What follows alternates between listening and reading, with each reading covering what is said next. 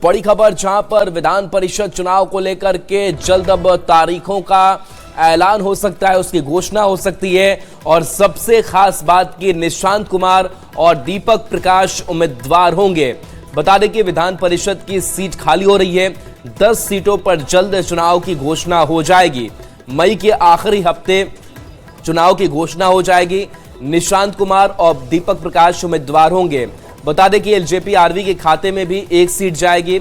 28 जून को 9 सीटों पर सदस्यों का कार्यकाल खत्म हो रहा है।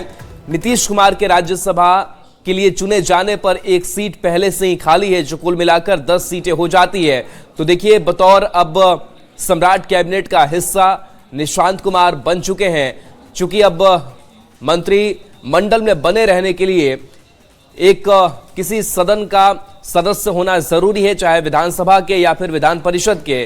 तो चूंकि विधान परिषद के सीट खाली हो रहे हैं और ऐसे में उम्मीदवार निशांत होंगे।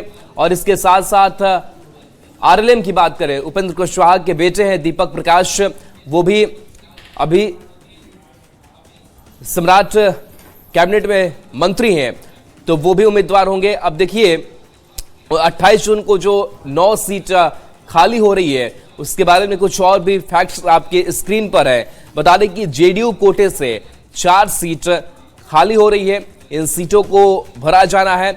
इसमें गुलाम गौस, इनकी सीट खाली हो रही है।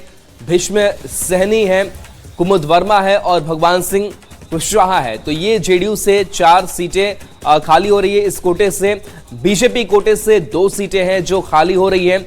और इसमें ये 2 नाम जो हैं वो सम्राट चौधरी और संजय मयूख के तौर पर है। तो 10 सीट पर एमएलसी चुनाव होने हैं। आरजेडी कोटे से भी 2 सीट खाली हो रही है। और इनमें जिन 2 नामों की बात करें, मोहम्मद फारूक और सुनील कुमार सिंह की जो सीट है वो खाली हो रही है। तो ये कुल मिलाकर 10 सीटें हो जाती है। कांग्रेस के समीर कुमार की सीट खाली हो रही है, जो एक कोटा था। वहीं एक सीट नीतीश कुमार की पहले ही से खाली है। राज्यसभा सांसद के तौर पर चुने जाने के बाद से सीट खाली हो गई। 28 जून को ये 9 सीटें खाली हो रही है और नीतीश कुमार को लेकर के जो खाली सीट है वो मिलाकर 10 सीटें हो जाती है।